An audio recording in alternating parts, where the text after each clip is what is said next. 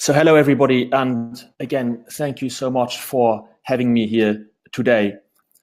I'm Stefan Gasteiger. I'm a co-founder of Wonego based in London. In London, many people, as John was saying, live in a shared home. But there are two major issues people face with their housemates, with their roommates. First of all, a lack of compatibility in many cases. And secondly, a lack of trust, with over 300,000 cases of rental fraud in the UK every year. So how does Wonego help?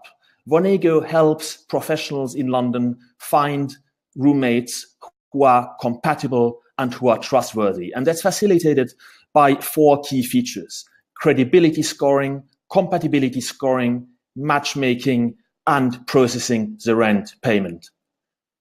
So if you go to wonego.com and sign up, you can create a profile in less than 5 minutes. We'll ask you to answer a few questions about personality and lifestyle. Our matching algorithm will then present you to top matches ranked with a compatibility and a lifestyle score. You can click on the ones you like most, view their profile, start connecting and messaging with them. And we launched this platform in May 2017 and now have around 2,000 active roommates on the platform already and growing. Our business model is focused on capturing the rental transaction in the first months, meaning we take a 7% cut off the first month's rent. This adds a layer of trust to the process as we handle the transaction as opposed to you having to handle it offline. The market we initially target is a market for London professionals, typically aged in their mid to late 20s or early 30s. And we target the market in London initially. It is worth around $50 million in house share rental commissions. Once we get to a 10% plus market share in London, we'll be targeting other large cities and expand. Our competition includes, on one side, the large listing websites, and at the same time, on the other hand, some smaller websites which are more focused on house sharing and have some matchmaking features. However, our combination of the key features I mentioned earlier is what makes us unique. We have grown in the London market via direct messaging, via social media campaigns. We are now looking to increasingly grow the user base through partnerships with graduate programs and with corporates. Stuart, who is my co-founder, and myself are both landlords, so we have spent many years facing problems and frustrations of the property market. About 2 years ago, we left our careers in banking to launch Wonego and to fully focus and dedicate ourselves to solve some of these problems which we are passionate about addressing. We now look at raising a funding round of £500,000, around 650,000 US dollars, which would give us an 18 months runway to achieve a late 2019 goal of 1,500 monthly paying users. Again, thanks very much for your attention, and I really look forward to your questions. All right, thank you, Stefan. So I was also a landlord, and I had a very awful experience with the tenant. So I definitely understand. There's a lot of products out there for landlords that can create a lot of value, and something like this is something that I definitely would have liked to use. So knowing the business models of a lot of brokers and stuff like that, your business model of a 7% of first month's rent makes sense to me because it kind of plugs in. Is there any other kind of background you can give on why you chose that business model? Because you have two sides of the marketplace and a lot of different ways you can make money. And what was kind of the customer development that led to that decision to make that the business model? Yeah, it's a good question. It's really about adding a layer of trust, because right now on existing websites, you meet somebody, you arrange a viewing, you move in, but after you met the person, you have moved offline. And that's where a lot of problems can start happening. In over 50% of cases, in London, in the UK in general, over 50% of house shares are without any contract. In many cases, in most cases, payment is arranged, between two parties. In some cases, it's cash. In some cases, via bank wire. And the biggest worry of landlords is, as you'll know, John, is not getting paid on time. So handling in the beginning, the first month of rent, and in the future, potentially handling the rent for the longer term is solving another problem. It is clearly challenging, but it is solving an additional problem which no major firm has solved in the industry so far. Yeah, no, for sure. You talked a little bit about credibility scoring, and there's some questions coming in here too, and I encourage other people to put some questions in there, and I'll get to those in a second. But the last thing on the credibility scoring, that also was something that I thought was super interesting. Can you dive into that a little bit more? Sure. So credibility scoring is about being able to show that the person you are seeing as a match and you interact with is a real person. So we do a lot of work currently on identifying how to best show and score credibility. There is a very easy way which can be done by searching a person online, doing a background check based on the email address and phone number, and building that into our platform, which is something we're currently doing. And the more complex solution to that, which we'll be bringing in the longer term, is to show somebody's credibility based on their activity on the web in general, such as over social media, such as over Netflix, over Amazon. How many hours does a person spend online, which then results in showing that person X is genuine because they have more social media activities than person Y, for example. But this is where we'd be working with partners. Right. So you take the whole responsibility off of the landlords to figure this kind of stuff out. All right, let's get some audience questions. So, Asan, again, you asked the question to the last one, and I appreciate it. I'm probably butchering your name. But how did you design the questions for matching users together? And how do you correct for false answers? So I guess that's kind of diving a little bit deeper into the methodology for, the logic that you're creating and this credibility.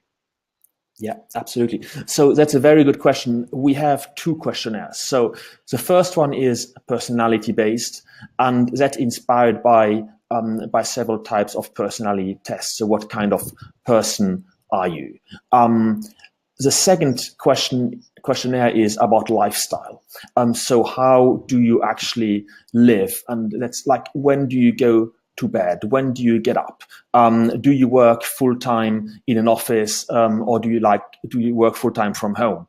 So that second questionnaire, the lifestyle questionnaire, was basically designed with users, because we realize that it's very simple, but we realize that the biggest frictions happen between house sharers when two of them get up at the same time and need the bathroom at the same time. And one of them gets to work late just because of the other. Or that the obvious one is somebody gets up at 5 a.m. every morning, but somebody else goes to bed at 3 a.m. every night and has a shower in the bathroom next door. So the lifestyle questions really have been designed with users. The personality questions are inspired by multiple tests of personalities that we have come across talking to experts. Now, to the second part of your question, how do you deal with false answers? It's at this stage, it's a tough one. It's a very tough one, because at this stage, everyone fills in the questionnaire only once. So you cannot change your answers to the personality questionnaire. You cannot change them once you have filled it in. You cannot go back and edit it. Regarding the lifestyle, those things change. And honestly, it's not in your interest to lie, to say you work in an office all day long and then you end up working from home.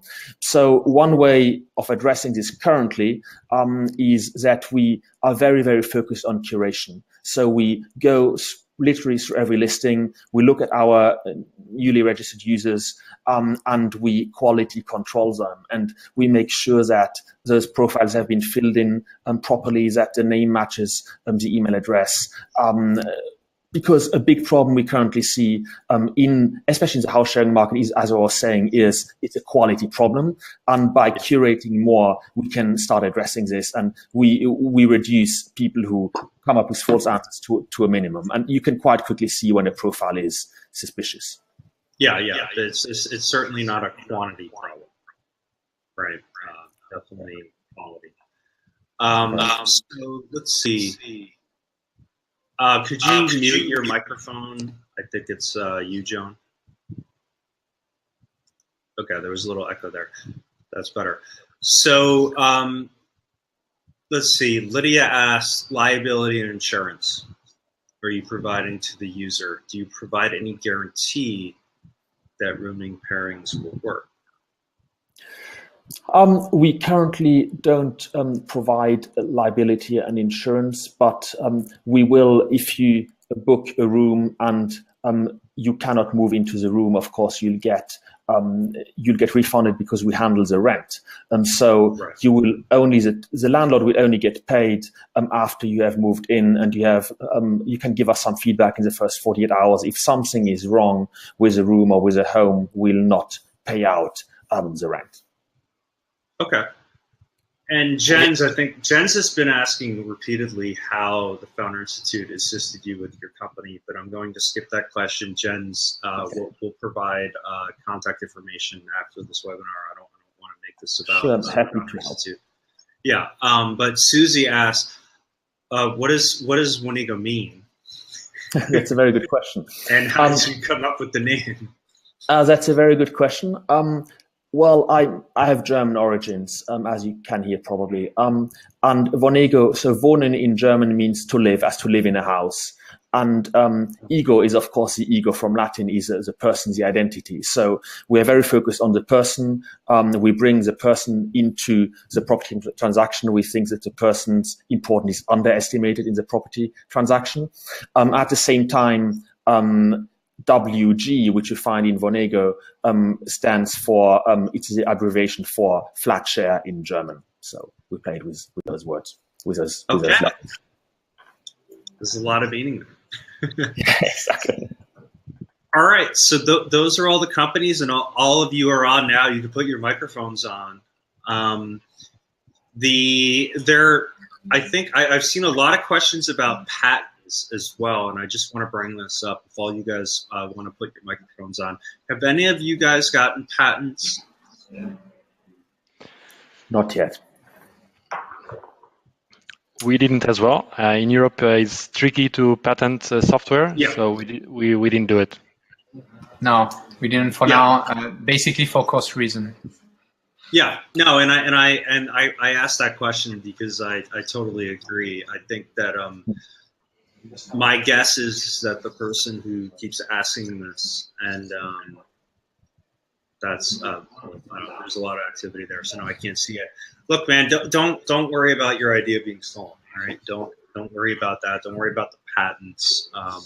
You know, build some customer demand, build a product before you worry about that kind of stuff. So if you guys all had, you know, maybe one last ask, right, for the people on this webinar. As I said, we had about 900 something people register. I'd say about 60 to 70% were aspiring entrepreneurs all across Europe. We promoted this pretty targeted just in Europe and some Northern Africa and the Middle East. If you have any recommendations for them, and then also if you have an ask for the next stages of your business. Does somebody want to go first and volunteer, and then I'll make you on the big screen. All right, Mario. So again, our ask for this pitch is we'll be fundraising a new round. We just closed one now, but we'll be fundraising a Series A of about 4 to 5 million in 14, 16 months time. So if there's any investor up there that is on SaaS, B2B travel space, and is interested, come and speak with us. And regarding my advice for the founders in here, this is my third company. I failed 2 before. So what I was really looking for when I joined Founder Institute is someone to tell me what to do in a process that I know I will not fail. And Founder Institute gave me exactly that, proven methodology. That's what I was in need for. So I'm really grateful I joined. I think it was one of the best decisions, publicity free. Great. Okay, I'm going to bring the other ones on, but honestly, I don't want to hear what you like about the Founder Institute. I want to hear about your company. And thank you, Mario. I'll take free promotion, but I want to hear just try not to make this about F5. So Joan, it looks like you're ready to speak. Should I put you on? All right.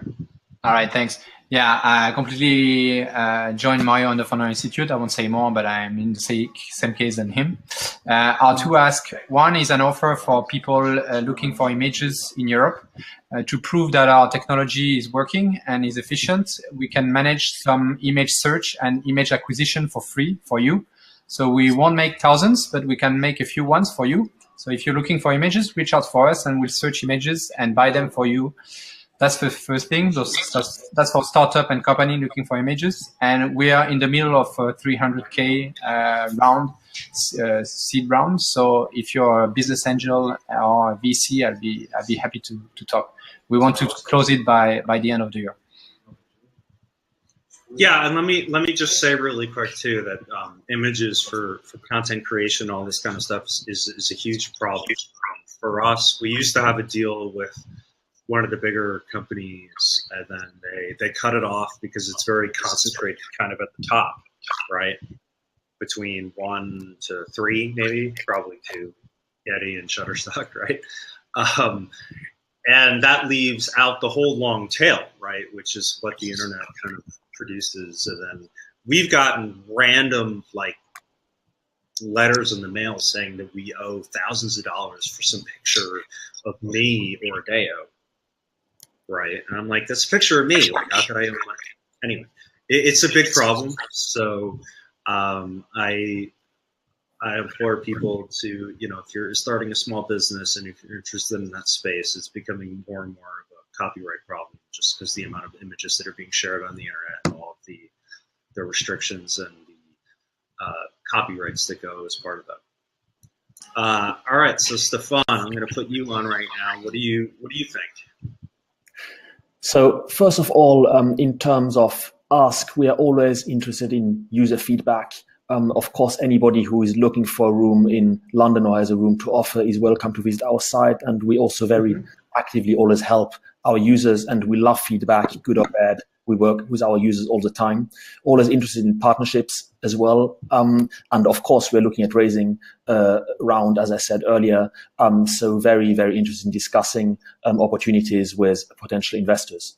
Now, when it comes to advice, my advice to aspiring entrepreneurs is, yes, do follow your heart, do follow your passion, build what you believe in. Of course, the Founder Institute helped me give me that structure and work towards that vision. And I also found my co-founder on the way. But yes, if you have a dream you want to pursue, don't give it up and go for it, and just work very hard on it and make sure you reach that goal.